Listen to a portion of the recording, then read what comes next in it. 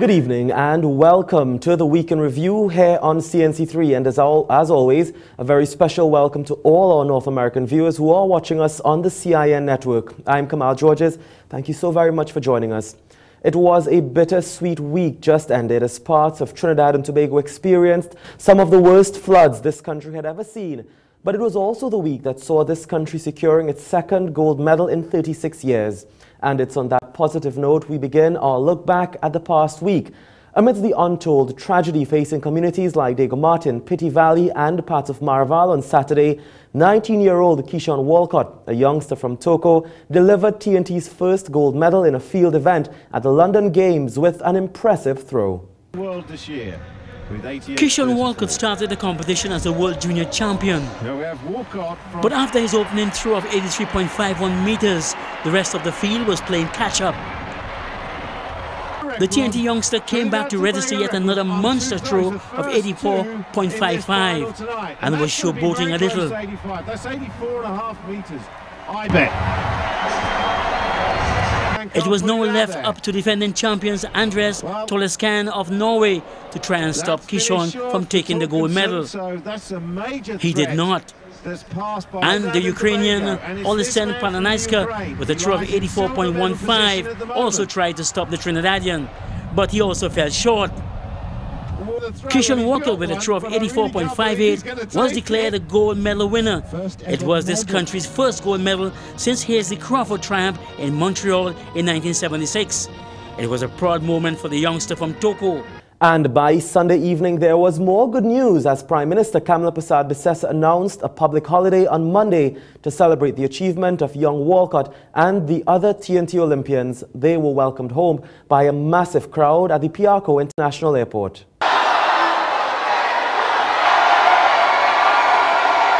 Justified jubilation.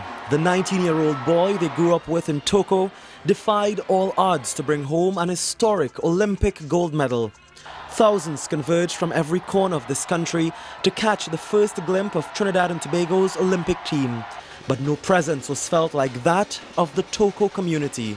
As a Toconian, I feel enormously proud, immensely proud.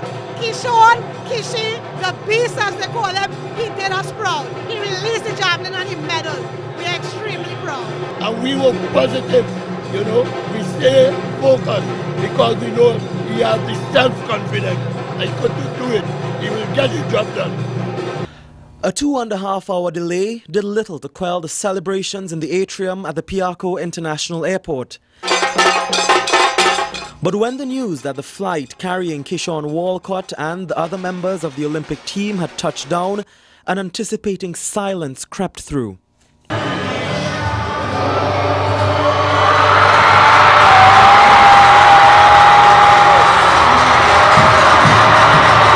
people have been waiting from as early as 6 o'clock this morning for this moment to welcome home his country's Olympic team, and none other than Keyshawn Walcott. It's sheer pandemonium and jubilation as a great sense of national pride fills the atmosphere here. And that sense of national pride touched everyone, both young and old. I am ecstatic and I'm glad that I can get my children here to enjoy this momentous occasion. And the man who had an entire day named in his honor was noticeably overwhelmed. Hello, firstly I'd like to say good afternoon to everyone. Thank you for coming out, supporting me. I'm really proud to know that I've carried the flag for Trinidad and Tobago. Went out there, did my best.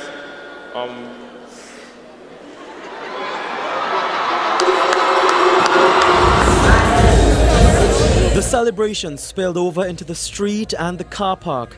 Carnival had come to the Piarco International Airport. The sheer number of people that showed up was manifested in the fact that it took some over an hour to exit the airport from the car park. But the welcome ceremony was only the beginning of what was planned to welcome them home.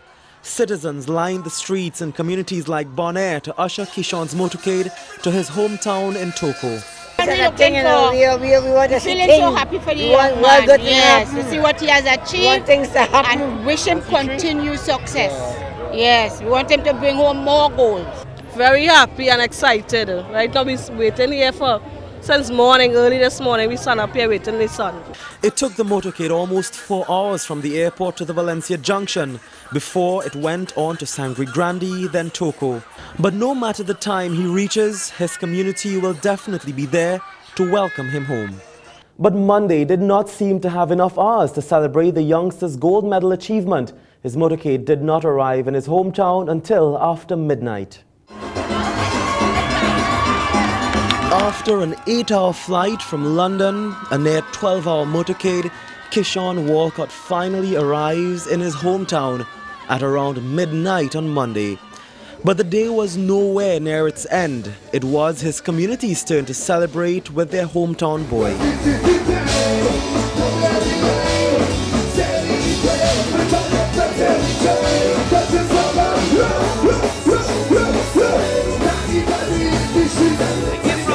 I've been here since 2 o'clock this afternoon. I'm so excited just to be part of this crowd. This is history making in Toco. I'm so proud to be a Trini man. Listen, I was crying since Saturday. I was that excited. I was that thrilled for the country and for him. As a young man who has many more Olympics in front of him, I was really elated. But before Kishon touched down on home soil, the rest of the country waited anticipatingly for a brief moment with the Olympic gold medalist.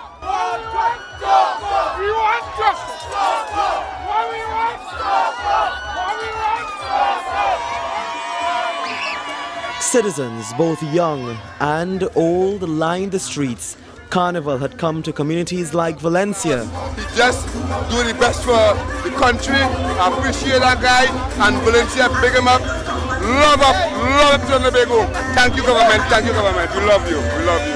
But adoration for Kishon extended way beyond these shores. Mr. Walker was such a nice guy, and he would stand on the picture with everybody. I have it on my phone, so does my wife. I'm on the picture with your gold medalist, and fantastic gold medal.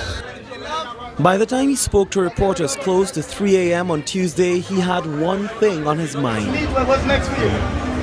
Rest. Overwhelmed and exhausted, Kishon expressed gratitude for the gifts he received from the state and the outpouring of love and support from everyone. I'm just thankful for everything. I really wasn't looking forward to all the gifts and so on, so I'm just thankful for what I received. I'm thankful for the support. Everything is great. The people came out, I guess, and they stayed here like 9 hours because we took really long to come up here. So I'm just grateful that they stayed, and we're going to celebrate with them. But while some parts of the country were celebrating, other communities were struggling to piece their lives together. This after heavy rains on Saturday wreaked havoc from Carenage to Santa Cruz. It did not last long, just 2 hours of rainfall for what many say is likely the worst disaster they've seen. This is La Hoquette Road in Glencoe, the river having overflowed its banks. The houses here stood little chance, the cars on the road too. But just a stone's throw away, the real effect of the disaster was becoming more apparent. The road completely washed away. Residents who live further up could do nothing, but Lacorne's works crew assessed the damage. This left close to 2,000 people living further up the road completely marooned, but there was hope. As you see, the bridge sort of low, and with all the debris and that came down from the flooding, it blocked the entrance of the bridge. So you had no hydraulic capacity, so everything came on the road, and that is what caused the road to fail. Wasser lines fail, a cylinder crossing fail. So what we're going to do is, the first thing we have to do, we have materials coming. We're going to use a revetment, reinstate portion of the roadway so Wasser could get back the 2 mains. Once that has happened, then the next step is to get back the cross drain, and then hopefully in a few hours' time we could have the road temporary reinstated so people get in and out. Further up, the entire road destroyed. Many of the residents living here telling us the water came gushing down the hill early this morning, ripping the asphalt completely apart. One man was injured and had to be taken by the military to the area beyond the broken road to be carried for treatment. Across at Professor Einstein Avenue in Petite Valley, residents threw buckets of water out of their houses. They too hard hit. Everything gone, everything is destroyed. Yeah, basically. That's about it. Yeah, let's take a look. Go on. Well, we cleaned out most of it, but you could see the water line inside the house and stuff like that. You know, all the furniture, where the fridge, the stove, everything, beds, everything. started floating away. Almost everywhere in the vicinity, streets caked with thick layers of mud. Across the highway, TSTT also hard hit. A car lies toppled in their Diego Martin station. The wall gone, cables affected. Wherever we went, more and more of the disaster. Furniture destroyed, people doing what they could to clean up, others outside walking with supplies. In the air, helicopters with the authorities surveying the damage. On the ground, heavy equipment and emergency crew mobilized by the Office of Disaster Preparedness and Management. Diego Martin has seen flooding before, but not quite like this. And the chilling sounds no one wants to hear. As an ambulance rushed by taking the injured to hospital, in some cases electricity and telephone services went down, making this an even more difficult task to deal with as cleanup operations continued very late into the evening. 2 lives were lost in the Diego Martin area as the heavy rains brought down the hillsides and led to their houses collapsing. It happened in a heartbeat. The heavy rain started around 4 o'clock this morning and the saturated hills of Diego Martin could not hold. In the hills of La Puerta, 31-year-old Everett Benton was asleep in his bed when the land under his house slipped away. As his house collapsed, he didn't stand a chance. And my cousin come and called me and he said my aunt's house fall down, so I just ran outside. I asked if everybody outside, to say my cousin Everett still inside, right? And due to the fact that how the dirt itself come down, it cover his bed. And we had to say, like, look for him. We didn't know where he was because how the whole house break down. We didn't know if he'd back or the front. But we dig, and we was able to at least find a leg and able to pull him out. 7 people were in the house at the time. His pregnant sister was saved, but his mother was taken to hospital with a broken leg. National Security Minister Jack Warner visited the area and heard the Benton's family grief firsthand. I have to dig him out and pull him out. Like if he's old clothes, I shouldn't have to dig him out and pull him out like old clothes because of lack of drain, because lack of what? Facility up here. Come on, we need something, sir. Minister Warner promised help. The balance of people was in the house, his mother, his sister and them, they have no way. No, right now, because the whole house on the ground. And if when the hospital, she foot break, because I also run up and help, she come down, Tori coming down skating, right? That's my sister, right? And give me a number and name. Give me a number and name. I will contact Minister Monica this morning. I will liaise with you about a place for them to be relocated. In the short term, for 3 months. The former Minister of Works said the attention needs to be kept on hillside development. And more it's becoming apparent that this is the top priority because we have to regulate the hillsides, where people live, how they build and so on. And the longer we stay to do that, is the more difficult it will be for us and for the people themselves. The politics in the middle of the destruction would continue as everyone clamoured to get the heir of the minister in La Puerta. But in 2 years, this hasn't happened over 2 years. No, this is years of neglect, and it's not important. It's not years of neglect. And it's not important to know who neglected. If it's PNM, UNC, no, I know the people want what to get the the saying is the resources of the country should be used for these kind of things. Minister Warner was met in La Puerta by the MP for the area, opposition leader Dr. Keith Rowley. Yes, I'm very pleased to see that the Minister of National Security responded promptly, because National Security has some capacity to respond. And I heard the Minister of Works on the radio, because he's very familiar with the area, and he's also familiar, and he says he's mobilizing the resources. What I have not seen are the actual hands yet. So I'm hoping that as soon as the rain stops, these hands will be in place to begin the cleanup, and there would be some reconstruction required in 1 or 2 areas. The councillor for the area blamed years of neglect for the destruction. I think it's the lack of infrastructure in Glencoe and La Puerta for the past 20-odd years has resulted in a young boy dying today. We've been begging for the past 2-3 years now to get some drainage, get some works in here. While we have been able to get some, as you can clearly see, the whole area is in a mess. Everybody's house that is probably standing around today has been affected some way. Some people have lost everything. You know, houses are still in the process of coming down. We have roads that are impassable up there now. And we're asking the authorities and the government right now to give us as much help as we could get in La Puerta. Politics or not, It's of no consolation to the Benton family tonight. By Tuesday, the Diego Martin Regional Corporation estimated that the damage caused by Saturday's floods was valued at $109 million and rising.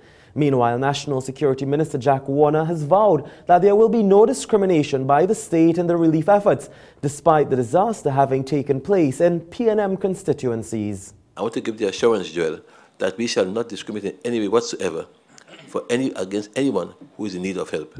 We take a very short break, but when we come back, Jamaat al-Muslimin leader Imam Yassin Abu Bakr faces retrial. We'll tell you more when we come back. Stay with us.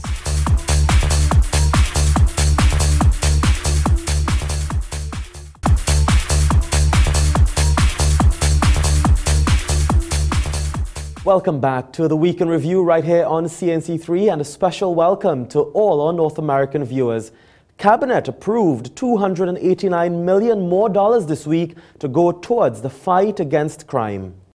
It's been the country's biggest problem for years, and this is one of the biggest allocations of funds outside of a budget announcement geared at getting crime under control. $289 million. It will go towards the calling up of 5,000 special reserve officers to be fully employed in various ranks, the widening of police community support groups throughout the country, information technology solutions for crime fighting, and the purchase of vehicles.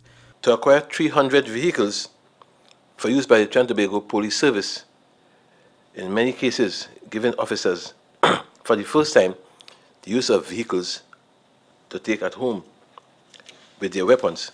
The breakdown is as follows: $60 million for the SRP call-out program, $5.1 million for the community support program, $164.5 million towards information technology, and $60 million for the purchase of vehicles.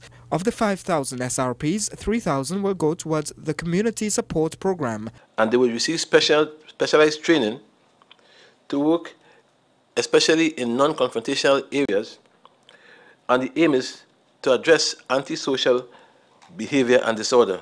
The funds will come from the public sector investment program and other distributions, and of the big chunk to information technology. We are looking to upgrade our E99 to a high-tech level position, and to bring in other technology that will assist us in detecting and solving crime. The minister would not go deeper into his crime plan, but he chose his words decisively in describing what is to come. When the plan is implemented, it shall be swift, it shall be surgical, it shall be clinical, and this country shall begin a new era of safety and security.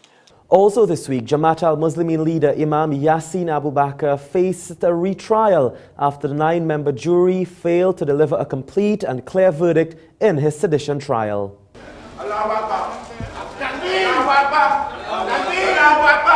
Relief on the face of Jamaat al-Muslimin leader Imam Yassin Abu Bakr as he left the High Court on Thursday. After almost 2 months, the jury at his sedition trial failed to deliver a clear verdict, leading the judge to discharge the jury and order a retrial. The 9-member all-female jury, which was sequestered for a week, commenced deliberations at the High Court just before 10 a.m. on Thursday morning and was expected to deliver a verdict 3 hours later. But upon entering the courtroom at 1 p.m., Justice Mark Mohammed indicated that the jury requested clarification on a specific term.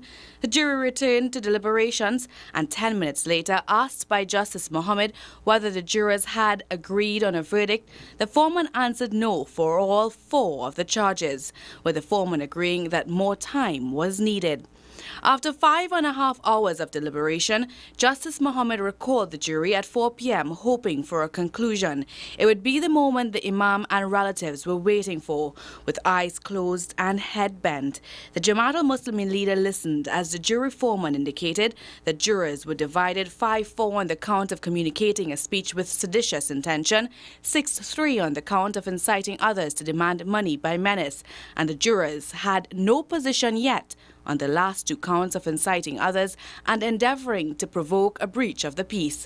But as Justice Mohammed would later explain to the jury, given the length of time they had to deliberate and the fact that the divisions in the first 2 counts were not majorities, He believed there was sufficient evidence to show that there was no reasonable probability that if given more time, the jury would deliver a verdict. Sitting with his head still bent, Baka listened quietly with no expression as Justice Mohammed announced that the jury was dismissed and a trial reordered. Urging the jurors to not look so glum, Justice Mohammed thanked the jury for their service, admitting it must have been an emotionally, physically and intellectually challenging time for the 9 women who were sequestered away from their families for a week. Addressing the jurors, Justice Mohammed pointed out that the jurors took their job conscientiously and applied themselves. He made it clear they had not fallen short in any way or the other. On exiting the court after the ruling, Baka stood on the stairs of the High Court, heavily guarded by his men. Even though he indicated he would speak to the media, Baka's men were not in agreement. It was a long day. Go ahead. No date has as yet been set for the retrial. The country was also told this week that the rate at which its proven energy reserves is depleting has slowed down. That's according to the latest results from Ryder Scott.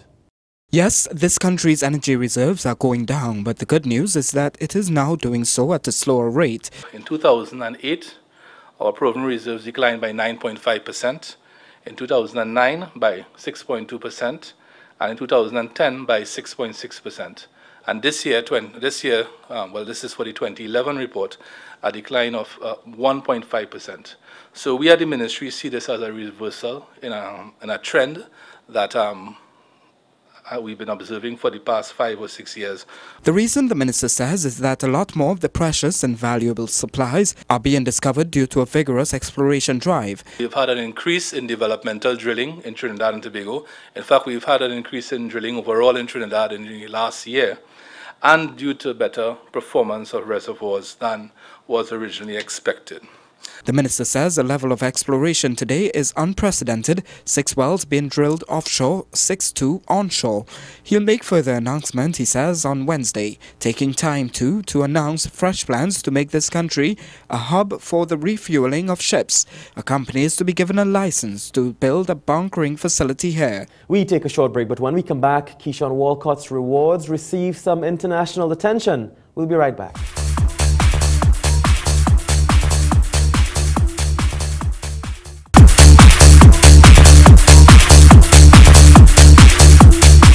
Welcome back to the Week in Review right here on CNC3. Parents of the Malik Secondary School in Morvah are questioning why it's taking the authorities so long to address building issues with their school. With just about 3 weeks to go until the opening of the new school term, parents of students of the Malik Secondary School in Morvah claim the school is not safe for their children. The parents say they have reported electrical problems with the school for the last 10 years, and there was a fire at the school last Tuesday. The school is still without electricity, and they claim no work is being done to correct the problem. In the mechanical area of the school where they do the CVQs for the school, for the children to do exams and stuff like that, the home ec department, when they switch on the appliances to do the work, the actual work, there are sparks and stuff like that. The school needs structural refurbishment. But there are other problems too. The top floor of one of the classroom blocks has been condemned, and the roof leaks in several points in the school. The parents are questioning why their letters to the ministry are being ignored. We don't know where we are right now in the reopening of school. So we are seriously concerned of our education for our children, and being quite frank, is it because the area is in a particular area that they're dragging their feet on the situation? The concerned parents added a representative from the Education Facilities Company Limited visited the school in February and conducted an assessment of the work that needs to be done, but nothing has come out of that. But going back to the current matter at hand, the lack of electricity, well, they want that addressed as soon as possible. And before we leave you this evening, we want to return very briefly to what was undoubtedly one of the week's standout stories, Keyshawn Walcott's gold medal win at the 30th Olympiad in London, as his spoils of victory have earned him further international attention. The Olympics show us how united the world can be, and the aftermath, the victory celebrations, show even more how alike we all are. All around the world, athletes were greeted at airports and train stations by crowds of elated fans and officials yesterday. the day after the 30th Olympics closed. So don't think for a second it was only Trinidad and Tobago that was caught up in frenzied medal fever. We just did it perhaps with a bit more flair, and the world noticed. Motorcades from the Champs-Élysées in Paris to Morocco to Guatemala, the world competed in London and then all celebrated in their countries, united once again in euphoria. But let's get down to Kishon. He's had a bit of a Cinderella story, training with his second-hand equipment, then upset the giant of the javelin world from the Ukraine, breaking international and local records all along the way. The international media sat up and they took notice of the Toko boy on Saturday, and they haven't stopped. Our celebrations at Piarco have been featured in the Daily Telegraph, Guardian UK, Daily Mail and Yahoo UK, to name just a few. Many seemed impressed with what has been bestowed upon Kishon. They've all listed out the rewards. UK Guardian noted he's been presented with a cheque for £100,000, the lighthouse named after him and a luxury home. The Telegraph said while Team GB Gold medalists were honoured with stamps and postboxes being painted gold in their hometowns, Walcott was handed £100,000, a luxury home and 20,000 acres of land and a lighthouse. 20,000 acres, well, it was really 20,000 square feet. The US Olympic Committee, just to let you know, pays $25,000 to gold medal winners, $15,000 to silver and $10,000 to bronze medalists. So Kishon's haul wasn't so bad in the end. And that's a wrap on the Week in Review right here on CNC3. Be sure to join us again next week, same time, same place, as we look back at the week's big stories. Until then, I am Kamal Georges. Have a safe and productive week ahead. And we at CNC3 would like to remind you that those affected by last week's floods need as much help as they can. So we urge you to find a reputable organization and give what little you can. We are sure it will go a long way in helping those in need. See you then.